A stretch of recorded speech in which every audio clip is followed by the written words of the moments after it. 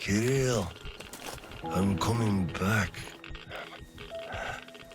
I just need a tiny bit of rest. I'm just so tired.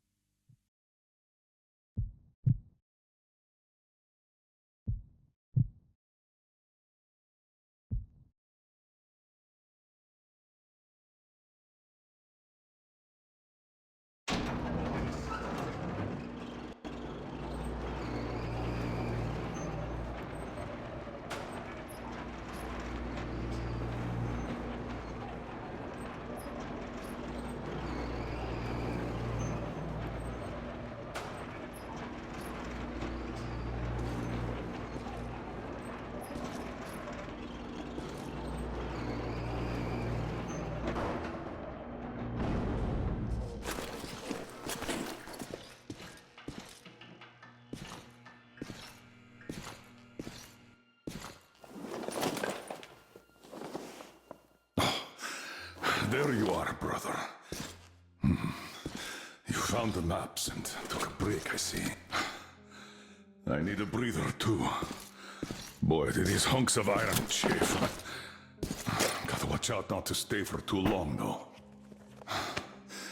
Your son sent me here, told where to look. He's tough, your Kirill. Yes, I can see his effort.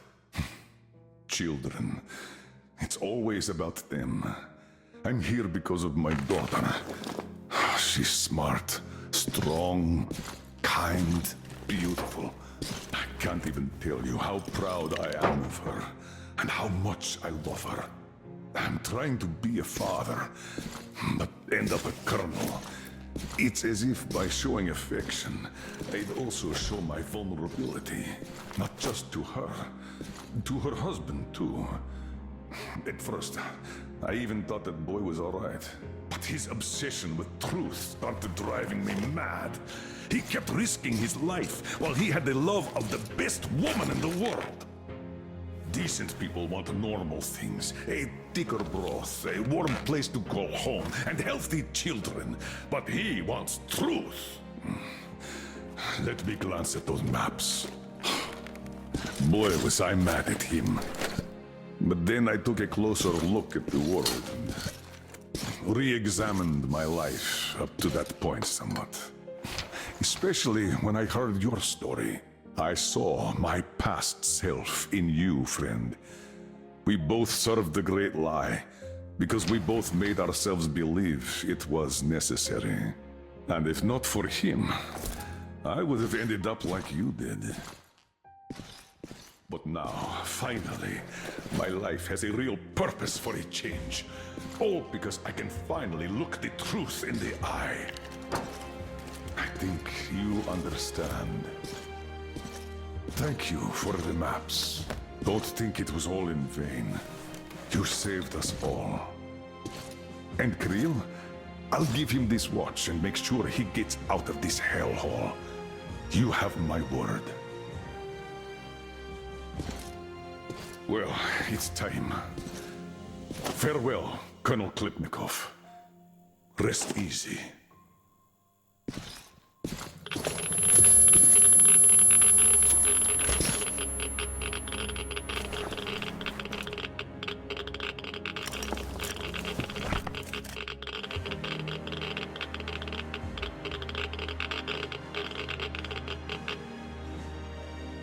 Artyom, stay with me. Hold on, son.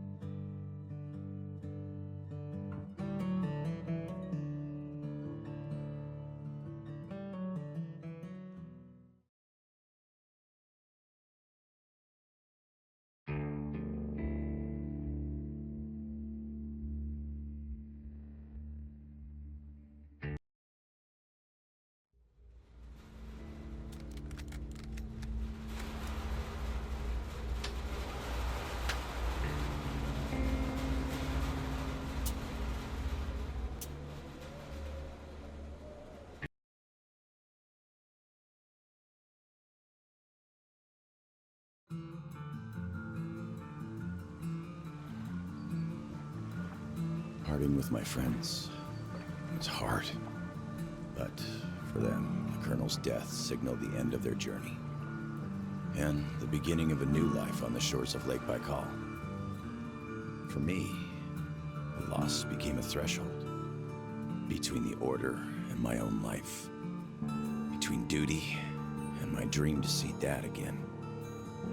And like Artyom before, I chose to pursue my wild dream.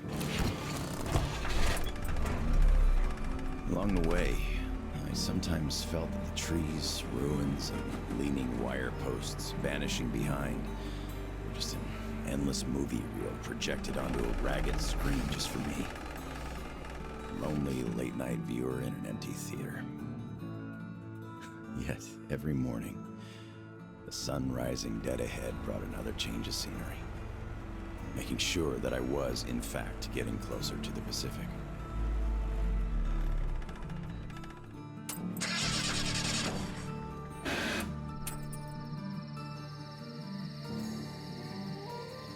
One step at a time, slowly but steadily, no matter the obstacles on the way.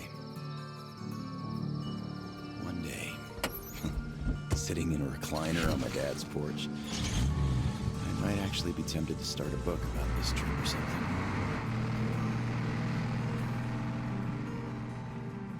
One day.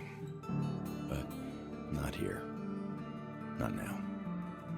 I see the town that's to become my springboard for a leap across the ocean, and I smell salt in the air. If there really is even a slight chance of me ever getting home, I will find it here.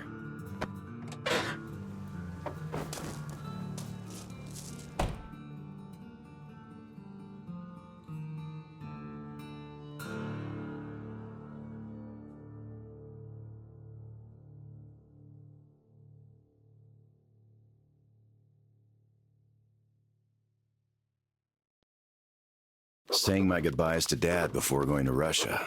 I promised him this was going to be my last tour of duty. Besides, I wasn't going to war. I expected a cushy job guarding the embassy. How could I know that instead of a cushy job, waiting for me were mushroom clouds, desperate struggle, salvation, and a tour of duty that would last 20 years? But as soon as Artyom's dogged determination to break out of the tunnels paid off the way it did, a hope to see my father again took root. As we were going east, that hope grew. By the time we reached Novosibirsk, going home was the only thing I could think about. Only duty before my commander and my friends kept me from leaving immediately. But my service with the Order came to an end on the shores of Lake Baikal. There, on that hill, through the terrible pain of loss, I could feel that my friends had also found closure. Their journey was over. Not mine, though. The hope that's been nagging on me for so long now turned into an obsession. The purpose of my life. I had to go. And my friends who had long since become my family, well, they understood. As I'm entering the outskirts of Vladivostok, I know I was immensely lucky to have gotten even this far. But since fate chose to take me here, to the Pacific, I must do everything I can to find